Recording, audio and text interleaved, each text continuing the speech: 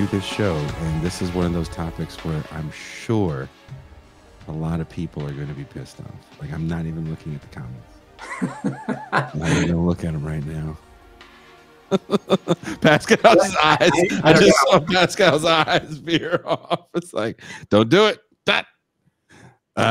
As you rightly state in your review, Todd, Fanon is used in anti-racist and anti-colonial studies and Afro-pessimism. What are folks missing when they are using the writings of Fanon for these subjects? In your opinion? I mean, Fanon's like a kind of industry, it seems. And so when you guys mentioned, you know, maybe I'd come and talk about Fanon, that was right after this brand new book dropped, right? So this it's big. Schatz's biography, The Rebels Clinic on Fanon, and it's been many years in the making, and Schatz it's a serious biography. You know, there's a lot of archival research, and it's a very good read and all that stuff. But you know, it is a fundamentally kind of bourgeois biography of Fanon. I mean, it just continues the process of editing and neutering and neutralizing and just sucking the life out of Fanon, and turning him into a kind of cultural artifact. I mean, that's not exactly the intent of what they're doing. They're trying to bring attention to him, but in the process, they just drain it of its, what I want to call is politics, which is Marxist. And, you know, I think that's actually pretty straightforward in Fanon. There's a lot of discussion about how Marxism's, you know, the nature of Marxism in Fanon, but it's actually really pretty straightforward. And that is, you know, there's basically three aspects of Fanon that's Marxist, and all three of them get kind of drained out of it.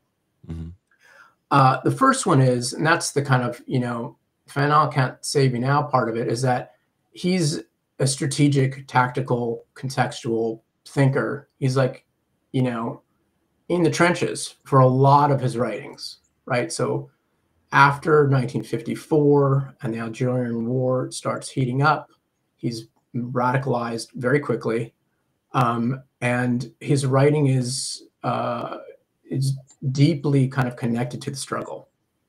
And he's not writing theory, right? He's not writing a theory that can be extracted from the context of which he's writing. So that's the first thing is, you know, I think he thinks of himself in the Lenin tradition of a kind of practical writing. So he calls it pragmatic realism. That's one thing that's you know, is left out when they try and make him a theorist. And the theory of Fanon is really based on the first book, Black Skin, White Masks, which is a very great book, but I don't even think that's a theory, you know, theoretical or philosophical text in the way that people make it out to be. But the second thing that's Marxist about it is the key to the castle in Fanon is understanding how history works for him, and that is Marxist in the sense that I'll put it as kind of basically as I can, but like in the Communist Manifesto, the characterization of the bourgeoisie as a kind of necessary step in the process towards communism. That's exactly where colonization stands. So colonization is the kind of bourgeois, in a sense, necessity that needs to be violently overthrown to get to the new place. So the colonists bring certain things, and part of it is, you know, people don't like this part of it, but Fanon is a secular thinker. He's a secular, you know, he thinks that the new African, you know, national consciousness so national consciousness, he says, is completely opposed to nationalism, right? So national consciousness is thinking of Africa as its own kind of entity with its own needs, and those needs are not going to be the past. So he's okay with the kind of erasure of certain kind of he thinks dead traditions, mostly superstition. So he's withering about superstition and religion. And that got him into trouble in the revolution. And this is a kind of complicated point about it. But for him, he always thinks of history as a kind of like as transition between one state and another. So, like for instance, a super famous discussion on violence, maybe over famous discussion about violence. It's an account of like for violence. He's just saying this is the situation we're in right now. Violence is the step that needs to be taken in this particular context in order to get to where we want to go. And then he talks a lot about where we got it, when we go from the after that, what that's going to look like. And that's when he has this massive kind of assault on what we would call the PMC, professional managerial class, and he calls it the managerial class. This is the African managerial class. It's like a low-grade bourgeoisie, and that's where he spends, a lot of retro there talking about this class that's coming in to kind of pick up the scraps, opportunists, feeding on the cadaver of colonialism to get their share. And in the process, they are destroying the revolution. And that is a great deal of what Fanon talks about. And that part of his argument is really not at the core of his reception. Let me just put it bluntly. His concern about how this cultural elite, the colonized intellectual, as he calls it comes in to pick up the scraps, which is, again, this kind of amazing account of opportunism that is the kind of destructive force. But the other way in which he is Marxist, and this is maybe even the most fundamental of all, is that he thinks class is what drives something like race. So he puts it absolutely bluntly in all of his books from beginning to end, that class comes first, exploitation comes first, and racism is the way in which exploitation it functions. That's why you need racism, or racism is a tool by which a capitalist exploits people. It divides people. And that's the fundamental Marxist premise. And that part of it is systematically repressed. Yeah, we can get into why. I mean, it's kind of interesting why Fanon, of all people, is the target of this kind of, editorializing. Pascal, do you want to add?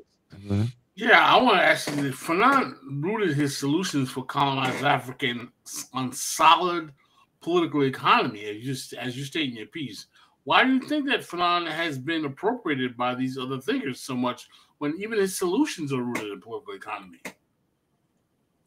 Yeah, I mean that's the untold story. It's totally true.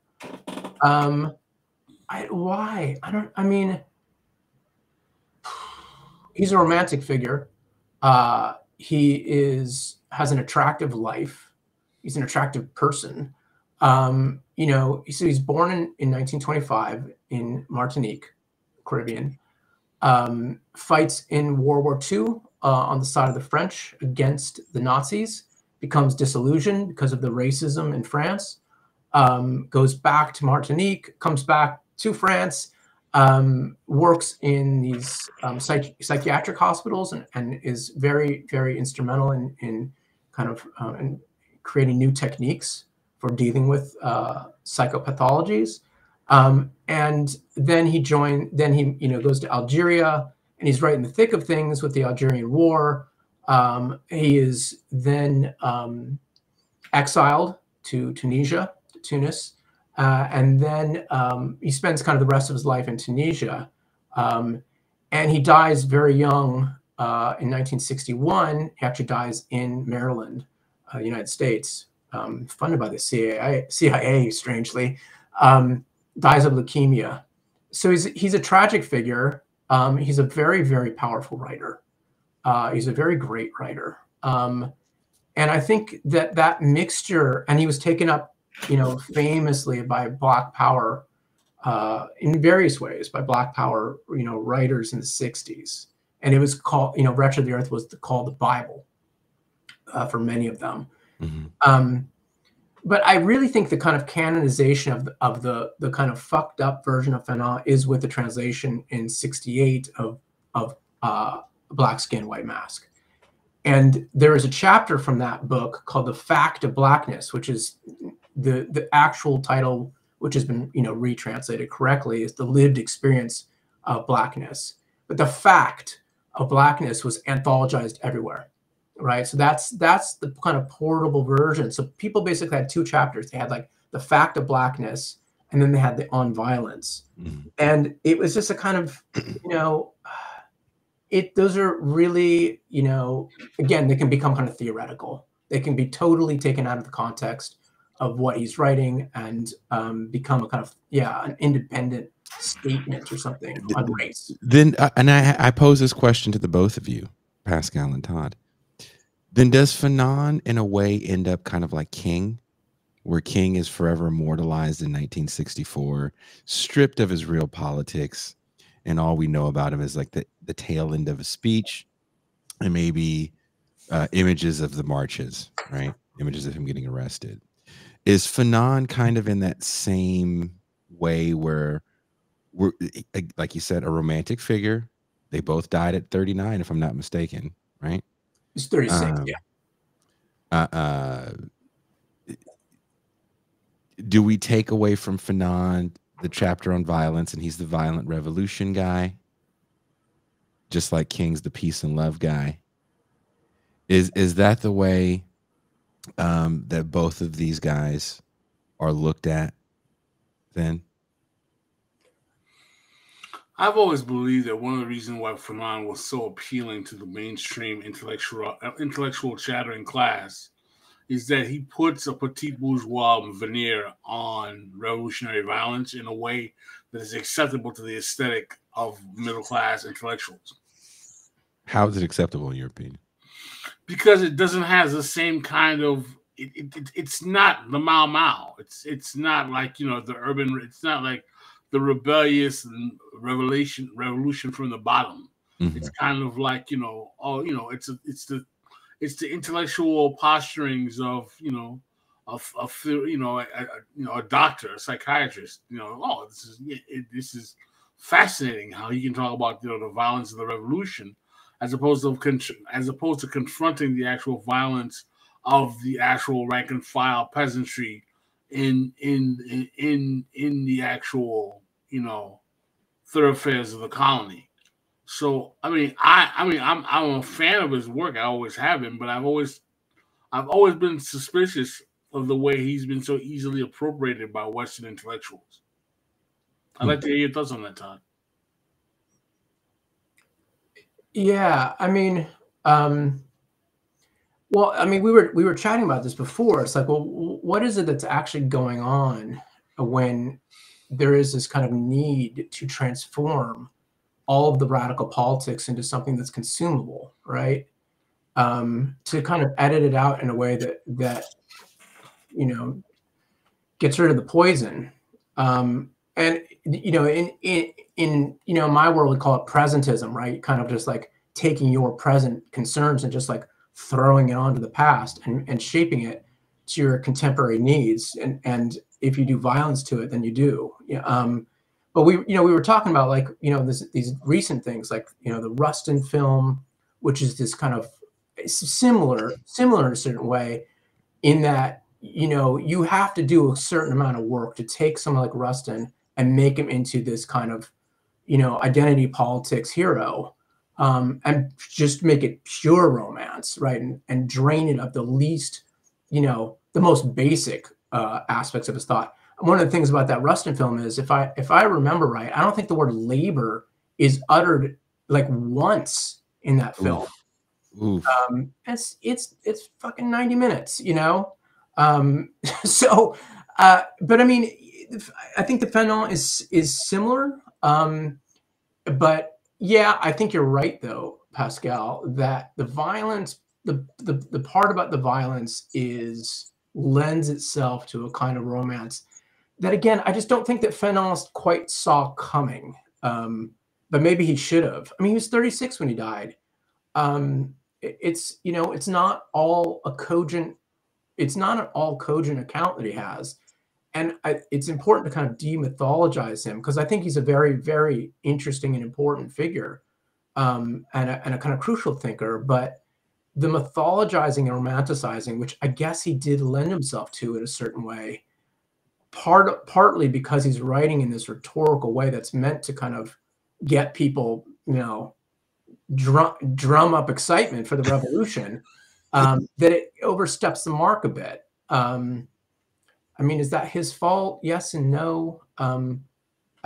Yes and no. But the thing that, you know, that is the concerning part is, why is it there is this kind of like you know, extreme desire to rewrite the past in our own terms, even the most obviously inappropriate stuff.